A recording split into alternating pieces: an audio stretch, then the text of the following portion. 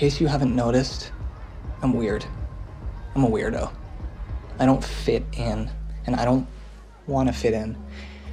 Have you ever seen me without this stupid hat on? That's weird. This seems like a good place to start. When I first watched this scene, when it aired, I loved it. A self-deprecating meta moment where the sarcastic sidekick acknowledges the emotional reality of that trope. But even if you don't watch Riverdale, you probably know other viewers didn't see it that way. It became a meme, and the joke is that the Riverdale writers aren't in on the joke, which I disagree. I think Riverdale is a gleeful, joyful show. Every time Cheryl says this, Kevin, you precious, beautiful, compulsive piece of trash. or this, Hello? Bride of Hobo. Welcome to Thistle House. or I also feel it is my duty to say that, like the Furies of ancient Greece who ceaselessly pursue blood atonement when a crime's been committed, the Vixens and I vow that we will not rest until those responsible for the murder of our sister is rightly punished. I picture a writer's room happily pushing themselves to the kookiest extremes. Riverdale isn't a perfect show, but I think the instinct to always go stranger or crazier is its greatest asset, not a flaw. In concept, if not execution, Riverdale's crazy plots aren't a departure from the comics.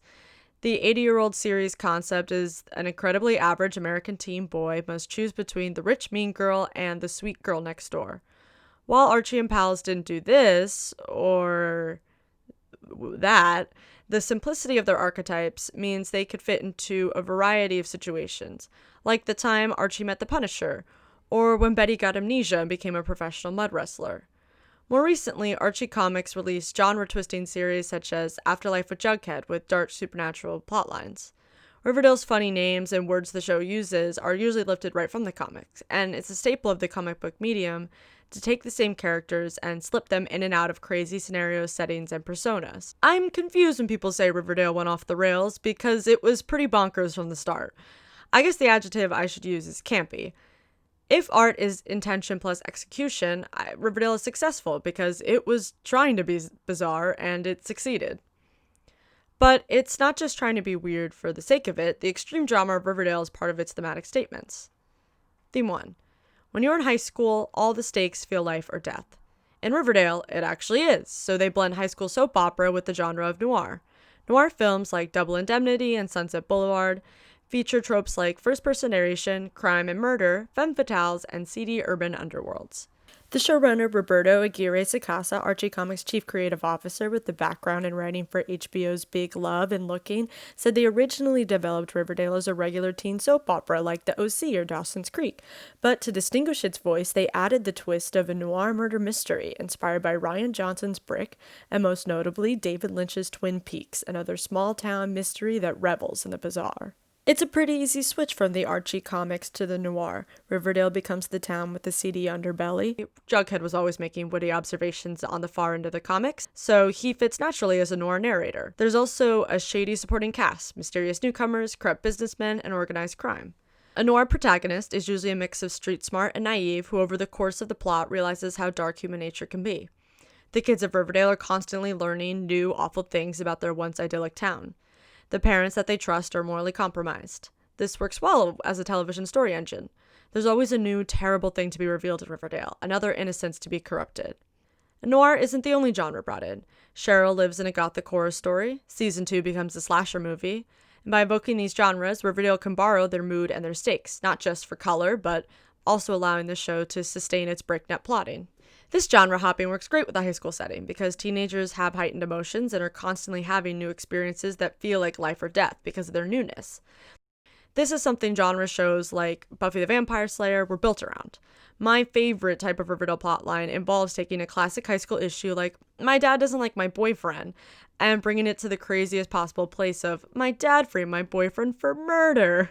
Even in a juvenile detention center with an illegal fighting ring, everything can be solved with the triumphs and defeats, the epic highs and lows of high school football. When the thematic foundation is sturdy, the show can rocket launch to the bizarre but retain that emotional resonance of the universal coming-of-age experience. Theme 2. When people are given archetypes by others, they behave in accordance and in defiance of them. In Season 1, people are constantly being called by their archetypes. Bad girl, you mean? Is being the gay best friend still a thing? The perfect daughter, the perfect sister, the perfect student. Because I know who you are. You would rather people fear than like you. So you traffic in terror and intimidation. You're rich, so you've never been held accountable. And having to reconcile with them. At the top of the video, we saw Jughead. That monologue is about how being the sarcastic loner is lonely, and that defense mechanism of witty comments has made it a struggle to accept other people caring about him. Betty is the perfect good girl whose image is challenged by the scandal of her sister's institutionalization. Although the characters are often very aware of the cliches expected of them, they cannot escape them. Veronica's father's actions mean she can't escape being the rich mean girl who hurts others, even when she claims to care about them. Jughead is arrested mostly because the sheriff labels him as kid like you, raised on the wrong side of the tracks by a deadbeat dad, bullied by kids like Jason Blossom. I mean, who wouldn't want to lash out at that? Although the stakes are sky high in Riverdale, this resonates because in high school, everyone is judged on their stereotypes to an extent. And even if you don't agree with how you're defined, it affects you, especially at an age when you're still unsure of who you want to be. Now, the show doesn't always hit its mark. The transition from a 13 to 22 episode season left them struggling with long-form, undercooked plot lines, notably one with troubling pro-police messages and political parallels that show lack of consideration. But being ridiculous is not a flaw. Riverdale's more artful than just throwing silly words and crazy plot points together. If you're going to go big, you have to either have the showmanship that gets an audience so excited they can't look for the strings, or rooted in something real like romance or friendship or growing up. I hate the idea of cringe. All creative endeavors are cringe. When I think of Riverdale, I think of this quote from Susan Sontag's Notes on Camp. Camp taste is a kind of love for human nature. It relishes rather than judges. Camp taste identifies with what it is enjoying. People who share this sensibility are not laughing at the thing they label as a camp, they're enjoying it. Camp is a tender feeling.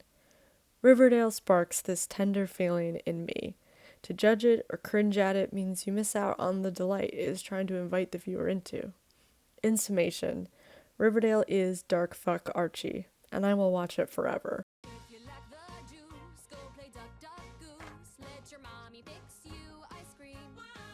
Because we're endgame, Archie.